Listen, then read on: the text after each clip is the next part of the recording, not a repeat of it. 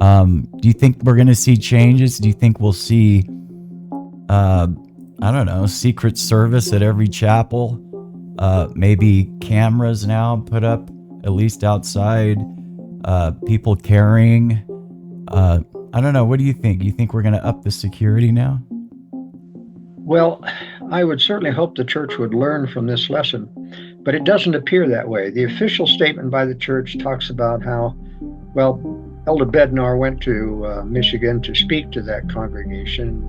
But he reinforced what President Nelson has always said is we need to be peacemakers.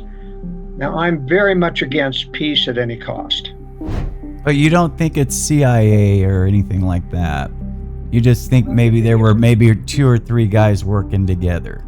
Yeah, if it is not Robinson, then there is a conspiracy involved. Okay. Because there are people giving military hand signs and other things. In general, I think we're facing World War III before the end of this decade. I think it's 100% sure thing. China is not building all these massive weapons for nothing. It's not for defensive purposes. But I'm not sure, Troy, if we're ever going to recover from this war as we did in World War II. First of all, I don't think we have the morality to do so. I think if there's an EMP strike against the grids in Western Europe and in the United States, that there'll be chaos for at least a year because we don't stockpile any of the long-distance transformers in this country to bring the grid up if it's fried. And you can imagine what living without electricity in this modern, spoiled, overweight, dumpy world we live in. We're just not prepared morally or character-wise to stand that type of thing. So I think, talking about prophecy from an LDS point of view, I think World War III actually leads to the Great Tribulation.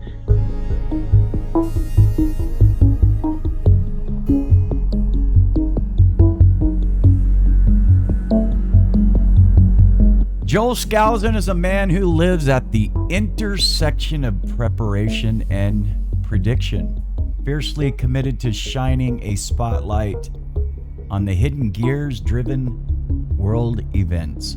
A former Marine fighter pilot, right? His experience isn't just academic. No. It's hard-won, forged through decades, brothers and sisters, of navigating Washington's corridors and tracking the globalist agenda as it morphs, expands, and encroaches us. As the publisher of the World Affairs Brief, how much is that a month? $48 a month, a year. A year? That is nothing. About $1 a week. That's awesome. And I don't think you've changed that price for 20 years? Not since 2000. Wow. Before 9/11. Yeah, so it's literally half price of what it used to be. Right. And I will leave the link to that. You guys got to get that. You want to keep up on what's going on? Joel knows. And he's also gained a reputation for dissecting the stories beneath the headlines, whether he's analyzing the fog of war in Ukraine, unraveling the latest deep state maneuver, or forecasting how strategic relocation and self-reliance will shape our response to tomorrow's crisis. I think you still do that, right? Do you help people get self-reliant? I still consult, and the book is still available everywhere. Okay. Relocation, North American Guide to Safe Places. Right. And you do have a commentary. It's unflinching. From the phony war on terror to the ongoing threat of elite engineered global conflict. Skousen, the nephew of Leon Skousen, challenges us not merely to think, but to prepare to truly walk the walk in times of uncertainty. And there is a paradigm shift happening. If you've ever wondered what's next after the next big crisis, or questioned who really benefits when nations clash, Joel Skousen's insights won't just inform, they will provoke and maybe change the way you see the world. Joel, welcome back. I haven't seen you in a few months. That's right, Troy. Good to be with you, and thanks for that glowing introduction. That was amazing. You're welcome. I think, we discussed kind of what we wanted to talk about briefly before we got on the program. I wanted to tackle, or maybe just, I think there's a few things on people's minds. I mean, there's a lot going on, but in light of the devastating attack on the Grand Blanc, is it Blanc or Blanc? Blanc. Blanc. Grand Blanc LDS congregation in Michigan. How do you feel the church is recessing its approach to physical security and public outreach? Do you think we're going to see changes? Do you think we'll see, I don't know, Secret Service at every chapel? Maybe cameras now put up, at least outside, people carrying. I don't know. What do you think? You think we're going to up the security now? Well, I would certainly hope the church would learn from this lesson, but it doesn't appear that way. The official statement by the church talks about how, well, Elder Bednar went to Michigan to speak to that congregation. But he reinforced what President Nelson has always said is we need to be peacemakers. Now, I'm very much against peace at any cost. In order to have peace in a church, you have to have deterrence. In order to have peace in schools to keep shooters, you have to have deterrence. And making it a gun-free zone and saying that concealed weapon holders will be prohibited from using or carrying their weapons in church makes it a gun-free zone, and that's why this happened. Now, it wasn't the cause of it, of course. Satan got into the mind of Jake Sanford. It wasn't PTSD just because he was a Marine fighting in Afghanistan. He hated the church, and it happened because there was a girlfriend problem, and he wasn't living up to the standards of the church, and so he began to hate the church. So it wasn't MK Ultra. It wasn't any mind control by the CIA or anything like that. None of that. No. Okay. In fact, there was a person named forgot his name right now, but anyway, he was running for or county council there and happened to speak to Jake Sanford at the door a week or so before this happened. And he said he began to have nice conversation. He was very friendly, and all of a sudden he clicked.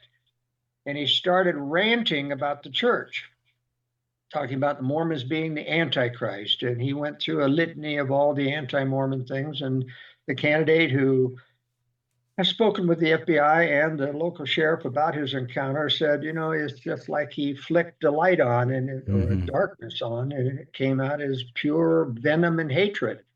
This is an example of satanic influence in the mind. Right. It happens with every single suicide. I can guarantee you that Satan, whether it starts with depression or it starts with, something, Satan is there to piggyback on it and drive it home that you must kill yourself, feeding him information about why there's no way out and telling them to do it with a gun because he has a very best interest in creating gun control in the world. And there was a brother named Taylor, last name Taylor, who gave the Deseret News a very good blow-by-blow thing about how this happened. He said a brother was at the microphone just opening the subject out after bearing his testimony, probably a member of the bishopric, opening the meeting up, and all of a sudden the rear wall behind him started to crack in as a major crash occurred as this pickup truck had crashed into the back wall, and they rushed out to see. Well, before they even rushed out, a lady who had gone out into the parking lot, a sister, to get a treat for her young son, came running and said he did it intentionally. It was intentional. They rush out. They see this pickup truck, old beat up pickup with 2 American flags on it, typical of former Marines who served in all pro-American. And they rushed back in, realizing it was intentional, to start evacuating the chapel, which they did. And then Taylor goes into the west foyer and sees the guy breaking in, and he immediately shoots point blank a child. Now, this is truly satanic. Cowardice. Well, but truly satanic. And satanic, you're Where right. a person has so much hatred and venom influencing his mind that he can sit there and kill a child point blank and then three other people and wounding eight others. But I can tell you that the church policy of allowing only law enforcement with weapons into the church for protection, and there are very few law enforcement who are LDS, even in Utah, because most people are former members of the church or non-members, and in Utah, and so there's very few concealed weapon. But if you had half a dozen, and there are usually in every congregation at least three or four people with concealed weapons permit who could have immediately confronted him, guarded that front entrance so that as he made his entrance, he would not have been able to pour gasoline out there, and they could have confronted him and shot him. And, Right. So Yeah. this is a problem. When you come and you only preach being a peacemaker, well, criminals don't listen to appeals to be a peacemaker. Aggressors like Vladimir Putin don't listen to appeals by Donald Trump to be a peacemaker. You have to have deterrence. You have to have consequences for this. And the only deterrence that really works is to have concealed weapon holders. Now, I doubt that the current leadership will change the policy, even with this. This isn't the first chapel that's been shot up. This isn't the first chapel. It's the third now. And they have shown no sign of changing the policy, only to proclaim more peace. And that's not going to do any good. So you don't see Elder Oaks, well, President Oaks guiding the church in a different direction, maybe, how he wants to defend religious liberty, especially when at a time when constitutional freedoms face scrutiny across the nation. So you don't see a current first presidency or even the 12 maybe upping the ante on protection? Well, anything could happen with a new president. He could get new direction from the Lord. But based on past performance, I don't see it happening. The majority of the apostles are anti-gun. And of course, President Nelson, a very soft-spoken, childlike, pure in heart person, promoted only peace and love, etc. And that doesn't cure the evils of the world. I'll be very frank. Right. You have to be tough on evil. You have to have deterrence against evil. You have to speak. You have to contend, as the Lord said in the Doctrine of Joseph. You must contend against evil. Absolutely. So this whole idea that we should never contend, that contention is the root of all evil, is not true. The Lord contended with the Pharisees and Sadducees. He called them vipers and hypocrites and whited sepulchres. He never said a loving word to them, despite the Sermon on the Mount saying, love your enemies. He never did it himself. Now, I don't know why, whether or not it was to throw a curveball in the earth and allow the peaceniks in the world and the people who believe in unconditional love to have that as justification. But he never did it himself. Well, do you see President Oaks maybe as they were called together. President Oaks and President Nelson were called, and Nelson as his senior. I think President Oaks was set apart a month later. Do you see, I kind of have this vision like President Nelson heralded in the second coming.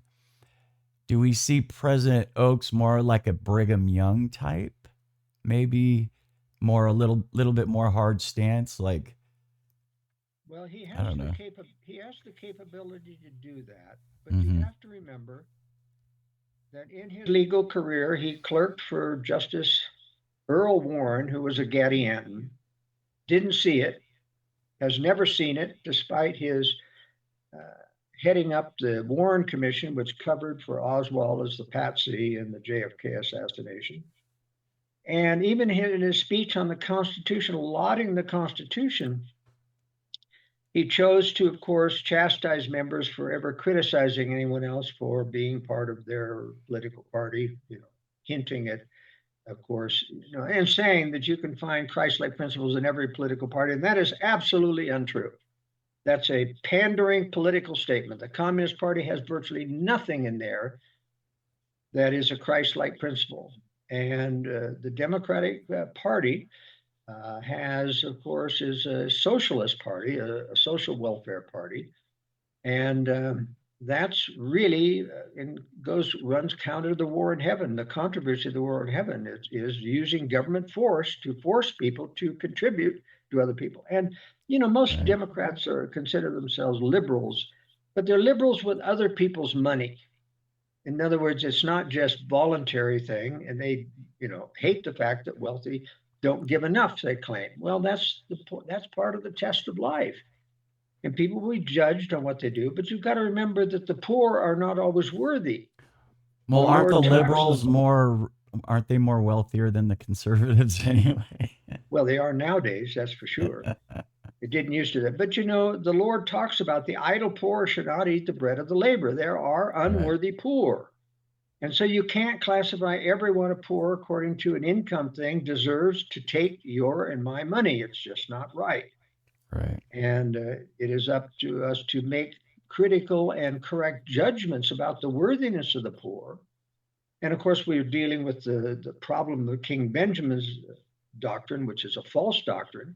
It may have been true in his day, but when he said, "You who have said, the worthy poor or the poor are unworthy of my because they are idle or lazy," and he condemns them for that. Well, I don't think there were any unworthy poor. There had to be some unworthy poor.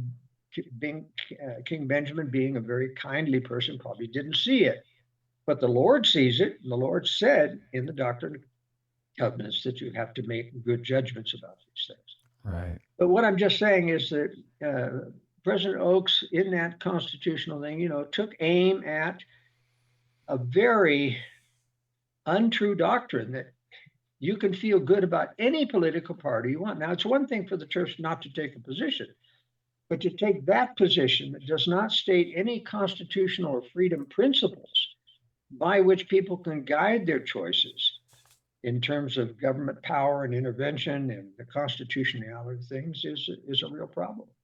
So I don't have confidence based on his past performance that he will take us on, but he's capable of it. He's a very strong individual. He's capable of doing it, but whether or not. Now, my brother Mark has met with Brother Ballard and Brother Oaks many times when he comes to Salt Lake City, and he doesn't get any indication that there's going to be any change of direction. Well, it's interesting because I want to get into Charlie Kirk here in a second, but let me ask you one more thing. Or just, the thought of schools having police officers on campus now. Almost all of these grammar schools in California, at least, I don't know, all over the United States, we now have campus police officers in high schools and junior highs and grammar schools. I don't see why we couldn't have that at our chapels, or don't we have the funds to fund, I don't know, our own secret service type police officers to guard the buildings during the day? Certainly the church has the funds. They don't have the will to confront crime with weapons, though. That's the problem. Mm-hmm. But there's also the aspect of predictability. When you have a school resource officer that is armed, and sometimes they aren't armed in schools, it's only one person. And a person who comes in with a semi-automatic rifle is going to make short work of that police officer. That's true. And especially if he's got a bulletproof vest on, and the police officer or resource officer does not, and oftentimes they do not. Right. But likewise in church, if you just don't know how many private concealed weapon permit holders are, that's a deterrence. Far more of a deterrence than if I can find that one officer, he's going to be out in the lobby and I can get him, then the place is wide open. So I think as much as the church wants to evade this issue, concealed weapon permitted provides the deterrence by virtue of the fact that it's unknown how many are in the church that prohibits this in the future, or at least all it takes is taking down one of these people by concealed weapon, and you'll convince people that yes, we want that. Now, to a certain extent, you've got to be careful to give them some training. Not every person who has a concealed weapon is really trained to confront an armed intruder. And there's a certain amount of tactics that you've got to have. You don't brandish the weapon and try to threaten them. As my father, who was an FBI agent, said, you never bring a weapon out to threaten or to coerce the person to put down their weapon. Once you determine that they're determined to take your life or your property, or you bring your gun out and you shoot to kill. Mm-hmm. And that's what he said. He said, you just don't brandish a gun. You've seen movies all the time, a woman shaking and branding and aiming a gun, and he keeps coming closer and finally takes the gun away from her. Right. And you keep saying in the movie, shoot. They don't shoot. They're trying to be kind. They're trying to be peacemakers. You can't do that in this life. This life is getting very, very evil, and Satan is being given great power to influence people. We're finding more road rage now. And eventually, Satan will get into the minds, and you're going to find so much evil hatred, and you wonder, where does this come from? Where's this hatred at the church? Well, this is a sign of severe hatred. And believe me, we've got to get used to the fact that Satan can get into people's minds and really get them to do evil, dark things. One more thing about the church, the Michigan thing, and then I'll go into Kirk. Do you see more of this type of copycat stuff happening? I wouldn't call it copycat. I don't know. Do you see more? I look at this almost like Missouri before we went west. This is very similar to the type of stuff that was happening. Certainly, when you look at Missouri, a lot of people had Satan deeply into their psyche, hating the Mormons. And there was some problems with the Mormons bragging about, this is going to be our Zion, we're going to take over the place, and those kinds of unwise statements and things. But nevertheless, Satan was the one who got in. I mean, to shoot women and children, it just takes a satanic mind. And that's going to increase in this life. So at some point, the church is going to have to confront this issue, that this is not going to get better by calling for peace. Right. Okay. So Charlie Kirk, what the heck, man? I don't understand why there's so many conspiracy theories circulating. Precisely why there's so many conspiracy theories. Go ahead. The officials, law enforcement, and the Utah medical examiner's offices are not giving any of the details necessary to determine who was the shooter. There is a blackout. I have had a call in since last week to the medical examiner's offices, and they won't answer their phones. They simply make you give a message, and they tell you in your message, if you're a journalist, tell us. And I told them I'm a journalist with worldaffairsbrief.com. I have some questions about the Charlie Kirk medical examiner. Please call me. And they have not called. However, there is a woman who is a mortician by profession who has a website, and she's been broadcasting about the fact that it's not up to Erica Kirk to say whether or not she wants an autopsy. In a murder investigation under Utah law, it is mandatory to have an autopsy. Now, there was a leaked dispatcher call on the internet that said that there was no autopsy. And she says, that's wrong. Either the dispatcher was misinformed, but there had to be an autopsy. And then she revealed this, very important.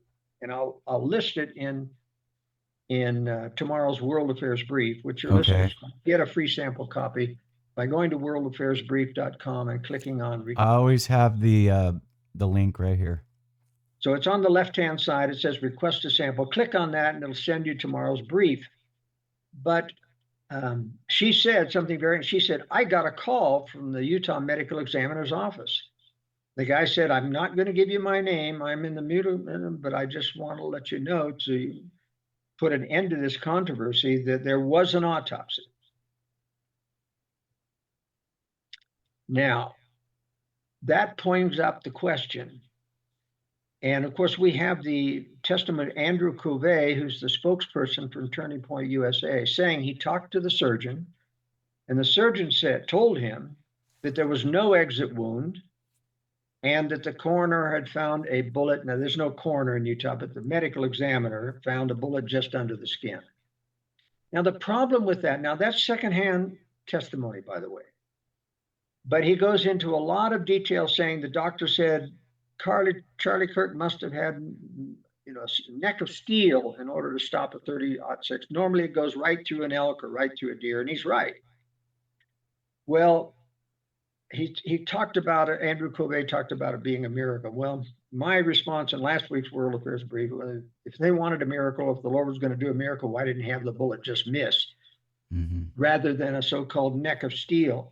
I think, in fact, that the fact that the bullet had no exit wound puts great doubt on whether or not Tyler Robinson actually shot him with the weapon, with a 30-06. A 30-06 weapon will go through approximately 30 inches of dry wood, 30 inches of a pine tree. Now, it's going to go through a neck, and especially since it was off-center to the left. And so when it's off-center and he's within 10 degrees of the front. Yeah, did you see the actual, I watched the whole thing. Did you see it? Yeah. Yeah, his neck, the blood just started pouring out. That's right.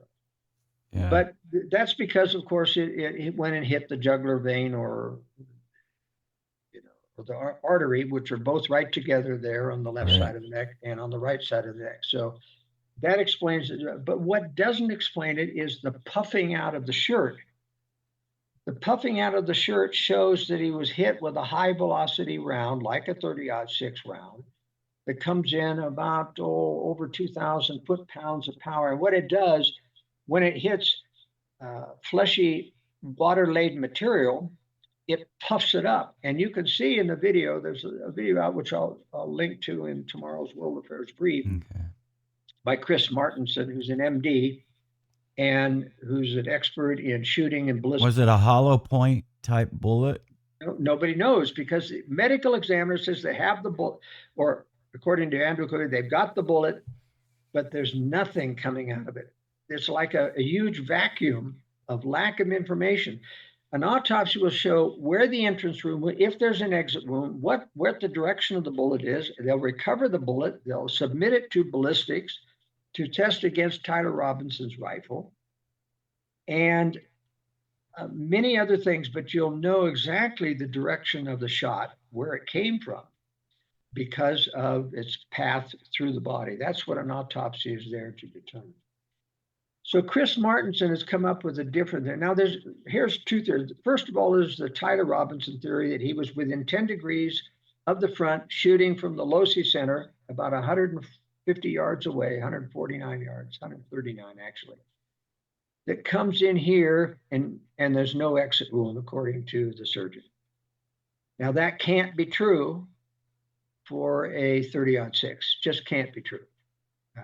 It's going to go right through the fleshy part, and it is probably going to go through the vertebrae of the neck. It's just not strong enough to stop it. Any hunter knows that. And so that's the problem with that shot. The other theory is that it came in from this side of his head, from another building higher up, and came out, and this was the exit wound. That this was the exit wound. Now, the only thing that corroborates that is a sound analysis from the 4 or 5 different videos and audio recordings of the shot, where you time the difference between the supersonic crack, which arrives first, and then the blast sound of the muzzle blast. And you check the time, and you can get a distance away from that camera where it was. And all of those circles intersect over to Kirk's right. Okay. Now, Martinson says that the shooter was from his left to the front, but from a higher building, so that it came in at a 20 degree and not a flat angle. A 20-degree angle coming in, possibly if it hit the neck, would then go down into the body. Now, the thing that corroborates Martinson's theory is the fact that the shirt blossoms out like this upon the impact. And he says, and in fact, when you see a side view of it, you'll see his neck goes from a certain narrow to about 50% bigger upon impact. Now, that is typical of the shock wave. When you hit a fleshy material, you have an immediate 1/32, then bam, and it comes right back in again. And that's what ballooned his shirt out. There's also a theory that a guy in a brown shirt from the front shot a low caliber palm pistol which the barrel sticks through the palm. And what makes that so possible is that he does show, when he brings his right hand up, he shows a recoil at the same time the hand goes back, showing a recoil. He's only about 10 feet away, and it's a very inaccurate weapon, but it's possible, except it doesn't explain the blossoming out of the shirt. There's another conspiracy theory that his microphone here under the lapel exploded, and that blossomed out the shirt. Well, they don't say it exploded, they said it had a bullet in it, but the bullet, unfortunately, would have gone up here and into his head if it were sitting on his chest. There's no way the bullet would have come out here as an exit wound. And there is no indication that there's any wound of entrance on this right-hand side. So you see, we have at least 3 or 4 theories. But you don't think it's CIA or anything like that. You just think maybe there were maybe 2 or 3 guys working together. Yeah, if it is not Robinson, then there is a conspiracy involved. Okay. Because there are people giving military hand signs and other things in the. Oh, wow. Yeah. And what's up with the guy that removed his badge from his shirt? What was that all about? I don't recall that particular. Okay. I haven't seen that. But in any case, what I'm just saying is all of these various theories could be resolved if the Utah Medical Examiner would release the report like they did on JFK on the autopsy. Of course, it was fake. JFK had an initial autopsy at Bethesda Medical Center where they removed the bullets from the front because they were going to blame it on Oswald, and they had removed the whole brain because it had bullet fragments in it. Mm-hmm. When it arrived at Bethesda for the official autopsy, it came in a body bag, a plastic body bag, and the head fell off as soon as they opened the bag, and the doctor exclaimed, "This guy's already had an autopsy." Well, that was recorded by 2 FBI agents, and then J. Edgar Hoover smothered that report until later on when it came to be. So if it isn't Tyler Robinson, then it's a conspiracy, a major conspiracy. Yeah. But I think the fact that the medical examiner will not call me back, will not call any journalist back, will not talk to us, indicates that somebody's given orders for them to shut up and not say anything about it. That means that the bullets that was found just under the skin, if that report is true, doesn't match the profile of Tyler Robinson's shot from the front, which would have passed all the way through the neck and had an exit. Yeah. Now, as for Tyler Robinson, here's a person, there's all kinds of conspiracy theories coming out now. One of them by George Webb about Logan, Utah, talking about a counterintelligence program at Utah State, and he says that it's run by CIA people and that Tyler Robinson was enrolled in that. And I've watched the video, and he gives absolutely no evidence that Tyler Robinson was enrolled in that program. And he wasn't in that particular program. I mean, he was, and he did fail with failing grades, and Webb claims that he's a straight A student and he's super intelligent. He was crafted into the program. And I mean, you have all these kinds of theories that are made up without any evidence whatsoever. And these could all be resolved if the Utah Medical Examiner hadn't been given a stand down, a shut up order by someone higher in authority. And if they would talk and say who gave them the order, we'd know something about who's directing this conspiracy. Right. Well, and then you see Tucker Carlson saying some things about the Jews and even about us being part of that conspiracy. Candace Owens saying something about the beehive representing communism. Just some crazy, crazy stuff.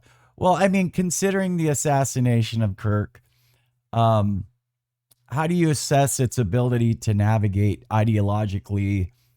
Um, do you see Kirk's legacy shift the future trajectory, I guess you would say, of grassroots activism?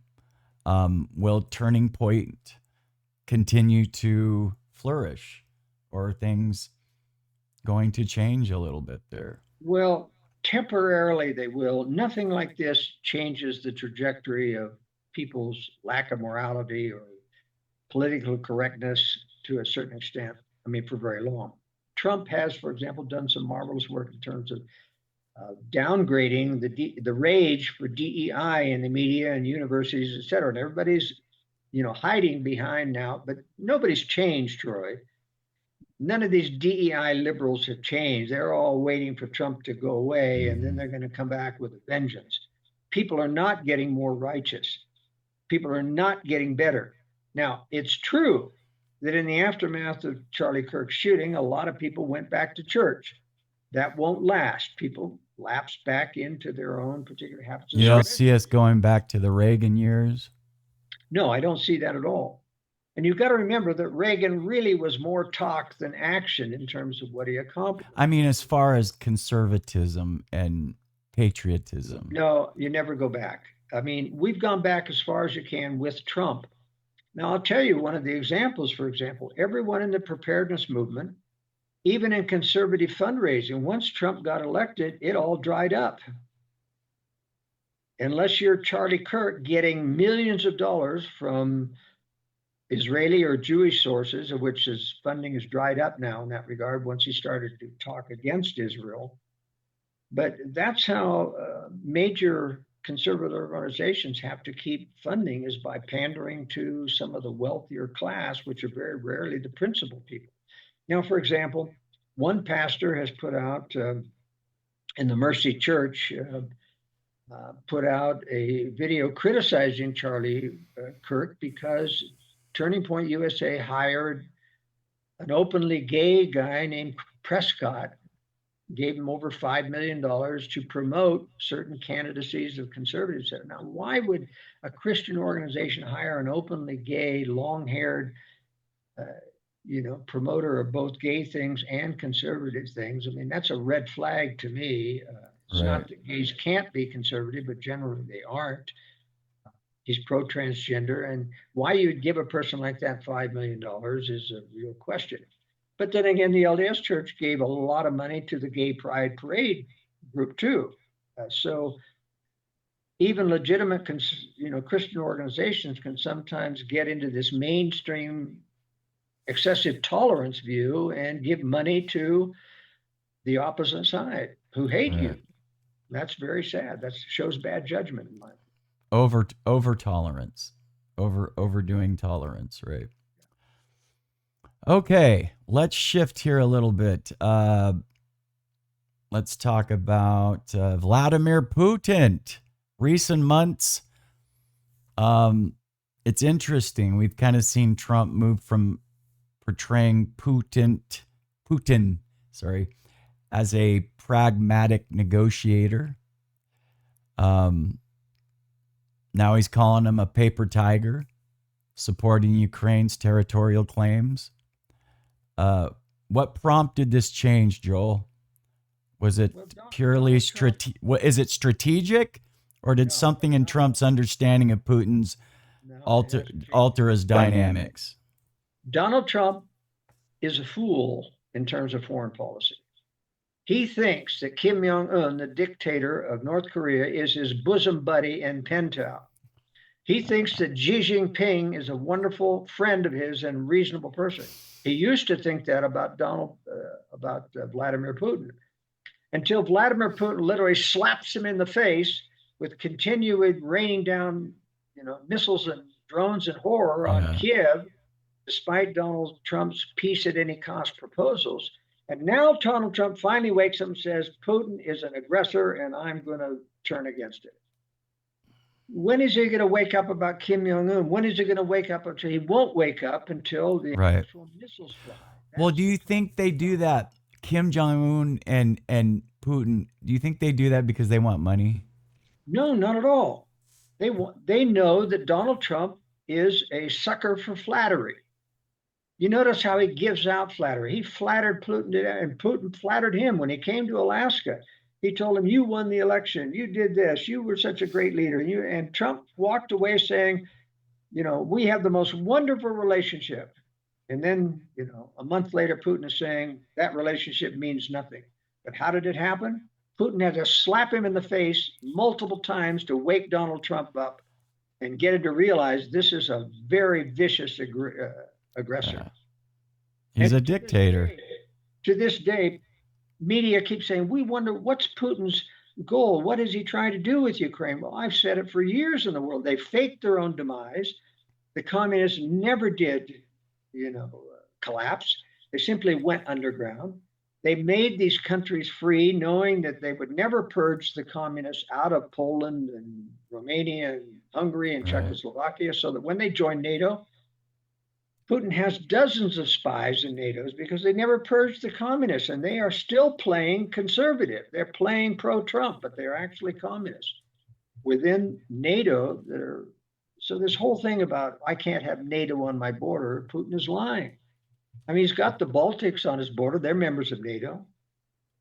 What should Ukraine matter? The point is that Putin is trying to reconstitute the Soviet Union that they gave up for aid and trade from the West, which is what they got.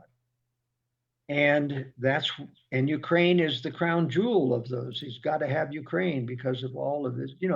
Ukraine used to produce all of the ICBMs, the missiles, right, and the nuclear weapons, and they've got all that technology there. That's why they're so good at inventing drone technology to combat Russia. Now, remember that Ukraine has endemic corruption because they never purged any of the communists out of Ukraine as well. That's why there was the Burisma. Almost every former president of Ukraine that pretended to be a nationalist was actually a Putin protege, including Yulia Tymoshenko. And Petro Poroshenko is one that antagonized the Donbass and justified Putin coming in with his invasion starting in 2014. Putin even told Tucker Carlson in his famous interview in Moscow that Stalin put the Russian-speaking people of the Donbass and Crimea into the borders of Ukraine, and I don't know why. Well, of course he knew why. He knew they were going to fake their own demise in the future and wanted to have an excuse to get back those countries by creating conflict between the Russian enclave and the Ukrainians that hate the Russians because of the many, many millions that were killed by Stalin in the forced famine of 1932. So you see, these are the kinds of things that people need to know, and very few in our establishment universities, none of them, in fact, know any of this stuff, even though it's readily available. Well, I mean, if Russia is rated number 5 or one of the top 5 militaries in the world, shouldn't they have won that war like that? I mean, how come they didn't? Conventionally, Russia's very corrupt. Generals are fat, dumb, and overweight, and half drunk most of the time. And they've toughened up a lot since the defeat initially in 2022 when they tried to take Kiev, which was very embarrassing. And most of those generals have been dismissed or killed because of their incompetence. But still, that's a real problem. Conventionally, they can't do combined arms. Now, as a military professional, I can tell you combined arms. Well, so they are a paper tiger then, basically. Conventionally, yes, but not nuclear-wise. They are the largest nuclear power in the world. So they can level the playing field against the West and NATO in one stroke. The problem is they can't occupy after nuking the West. Because if you can't occupy, the West will rebuild and come after you. So they have to wait for China. And that's why China is the ruling part of this coalition now. Russia has to wait for China. They do have the manpower. They do have the international shipping, and they're still preparing for this war with the West.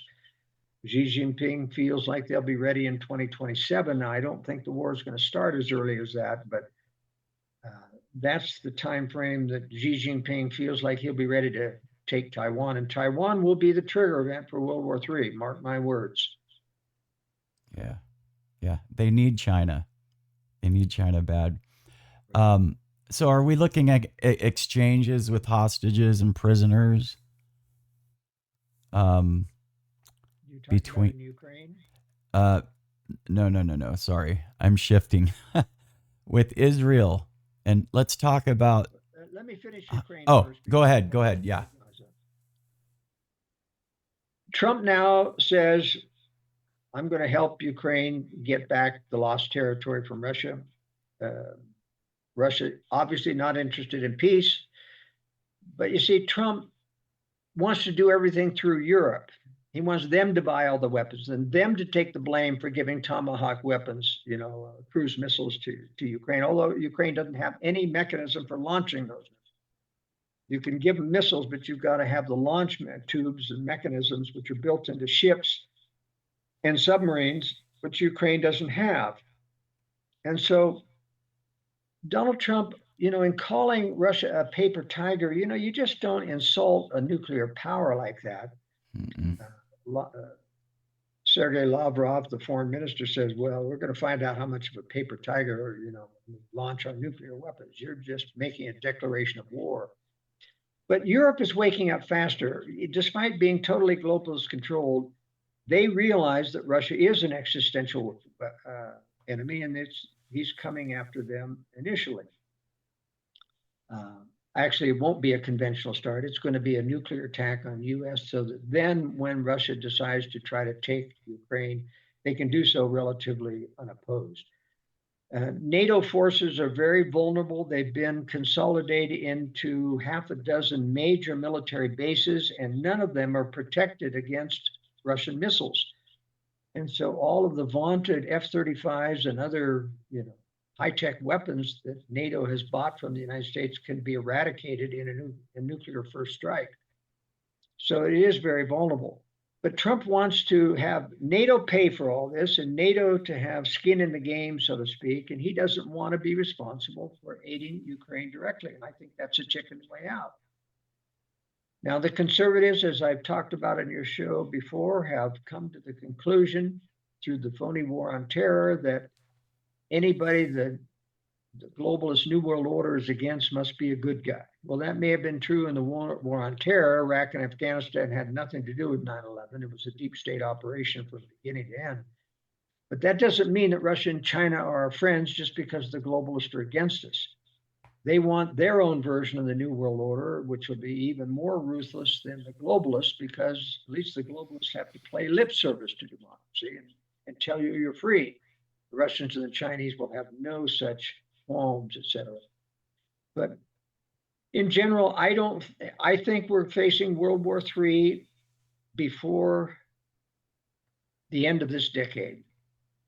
I think it's 100% sure thing. Russian or China is not building all these massive weapons for nothing. It's not for defensive purposes. But I'm not sure, Troy, if we're ever going to recover from this war as we did in World War II. First of all, I don't think we have the morality to do so. I think if there's an EMP strike against the grids in Western Europe and in the United States, that there'll be chaos for at least a year because we don't stockpile any of the long distance transformers in this country to bring the grid up if it's fried. And you can imagine what living without electricity in this modern, spoiled, overweight, dumpy world we live in. We're just not prepared morally or character wise to Right. that type. So I think talking about prophecy from an LDS point of view, I think World War III actually leads to the Great Tribulation and the use of chemical and biological weapons that cleanses the New Jerusalem area so that it's free to be inhabited and rebuilt by the Lord. All that has to happen before the second coming. And so I think we have to enter into the period of tribulation, which ends up being internecine fighting, the evil globalist forces fighting each other, and Arabs fighting against Israel will eventually end in the Battle of Armageddon, right before the second coming. But anyone who thinks that the LDS community is going to be saved just because of temples in their midst really doesn't understand scriptures.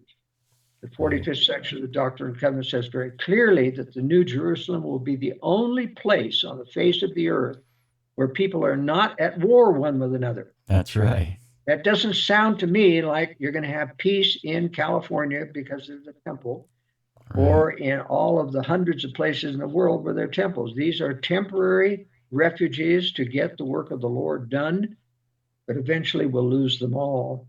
And in fact, the world will be crying day and night for deliverance, which finally brings the Savior to end it all and come the second time. And then the jig's up. But it's going to be very, very bad between that, and people need to prepare for that. You know what? Not to get off topic, but I'm glad you brought that up. That's kind of interesting. In your opinion, well, I have two questions. One is, when an apostle or a prophet, when an apostle or a prophet prophesies, okay, we know we get scripture from prophets and apostles. They write the scriptures, right? But when they prophesy, like Daniel, Ezekiel, Isaiah, John the Revelator, I always say they hit the dartboard, but they're not always hitting the bullseye. Revelation doesn't necessarily mean they have perfect 2020 spiritual vision, correct? Well, it depends on what is being revealed to them. Well, like when they say all these temples are going to stand during the millennium. Who said that? Or that some of them will, or the Salt Lake Temple will. The earth is going to be burned at his coming. None of this is going to stand. None. Everything, well, it says every corruptible thing will be consumed, right? Well, no, it actually turns into a ball of fire. Right. And then eventually a ball of sea of glass crystallized, right? Well, that's in the celestial state, of course. Right. Tempered. I think, if you understand how the universe operates, if the geologists don't know a thing about, the so-called what's heating the earth inside. Why is it molten inside? Well, it's molten because there is a stream of spiritual energy that is emanating from the sun and other planets that penetrates it and keeps it molten. And that's how the Lord can create earthquakes and volcanoes at will, is just increase a little energy into one hot spot, and all of a sudden it starts bubbling to the surface. The sun is not consuming hydrogen all the time. It's not one major, it's a celestial orb that is getting its light from other areas in the universe, and that's what keeps it molten. And it's in the spiritual realm, so that science will never understand these types of things. But anyone who claims that this earth is going to survive the burning of the earth, it's just not true. It's going to be cleansed. Yeah. It has to be cleansed and then repopulated during the millennium. The other thing, before we get into Gaza, how much time do you have? Well, we've got about, 6 more minutes or so? Okay. What do you see happening to Great Britain, with the inundation of all these men that are coming from Arab countries? And I mean, it's horrible over there. Britain is committing hara-kiri suicide, with all of their woke philosophies. I mean, boy, I'll tell you, you have people locked up for criticizing Islam now, locked up and taking their freedom away. It's not going to survive this. You don't think the royal family is worried about that? Well, the royal family's been corrupt for generations, and very deeply involved in the globalist conspiracy, especially Prince Charles, now King Charles. So none of those people are going to survive. Remember the 14th chapter of Isaiah. All of the great and powerful men of the earth are sitting in hell waiting for Satan to come down and save them. That's part of the satanic pact of working with Satan. That's how you get to be powerful. And a lot of rock musicians have become famous and wealthy because of their pact with Satan. Mm-hmm. A lot of Mormons don't understand. We never talk about that in the church, but it's very, very real. And then Satan descends into chains, and they say unto him, Art thou brought low like unto us? And they know that the jig is up, and he's not going to save them. But Prince Charles and those ilk, that's the type, and the communist leaders, and those are the people that have made a pact with Satan, and that's why they're in power, and they're going to die and go to hell. Wow. Satan is not going to change them. Okay, last but not least, the Gaza. What's going on? Why? I don't know. You talked about a deal, a peace deal. Well, Trump has put together a peace deal which basically allows Trump and the international world order to take over Gaza and turn it into this big resort that he wants to do. In order to make it palatable to all the Arabs around him, he's going to give amnesty to Hamas, which isn't going to fly with Hamas. Hamas doesn't trust this as far as they can throw it. He caused Netanyahu to apologize to Iran. He caused Netanyahu to apologize to Qatar. And Netanyahu, of course, is a globalist protege of Henry Kissinger, not to be trusted at all. Very, very corrupt politician. But did you see in his news conference with Trump how he just flattered Trump to beat the band? Just one flattery after another, and Trump is just laughing. Thank you, Mr. President. The free world is because of you, and you've done all of these wonderful things. Well, Trump is a fool enough to give Netanyahu carte blanche, and that's what he said. If Hamas doesn't accept this, I'm going to support Israel, and they can do whatever they want with Gaza. And I don't think Hamas is going to accept this. In the first place, there are thousands of Hamas supporters in Gaza, hundreds of thousands. And you may claim to get rid of Hamas, but it's going to reconstitute itself. Amazing. I mean, how is the Battle of Armageddon going to take place if there's permanent peace in the Middle East? There's never going to be permanent peace in the Middle East. And I don't think that, Trump said it. He said, everybody's agreed to this except Hamas. And it's true, because everybody fears the power of the U.S. manipulated by Donald Trump to come in and sanction them or crucify them, economically if they don't kowtow to what Donald Trump wants. And but I don't think for a minute that they like the United States. I don't think for a minute that they wouldn't turn against it. That's why Pakistan has made a deal with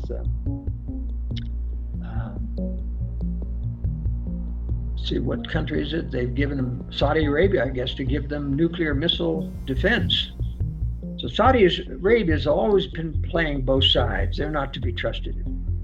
Qatar has been, of course, aiding Hamas, as well as taking millions from the United States. So these Arabs play both sides very, very deftly. Right. Yeah. I don't think Hamas is going to accept this, and I don't think it's going to last. Well, in fact, the World Affairs Brief has got so many stories this week, it's going to be hard for me to put it into my normal 16 pages. But well, I do have it right here. You guys can see the World Affairs Brief, and the link is in the description field.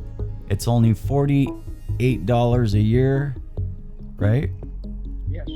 $48 a year, which comes to access to all the archives going back to the year 2000. That's right.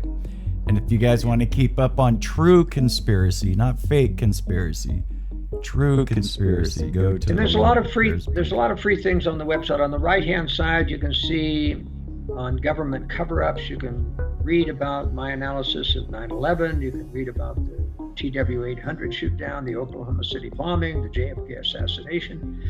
All those are fascinating analysis of what the deep state is really doing to us, and all free for the reading. That's right. Thank you so much, Joel. Can I see you next month? Yes. Awesome. All right. Talk to you later. Good night. All right. Bye-bye.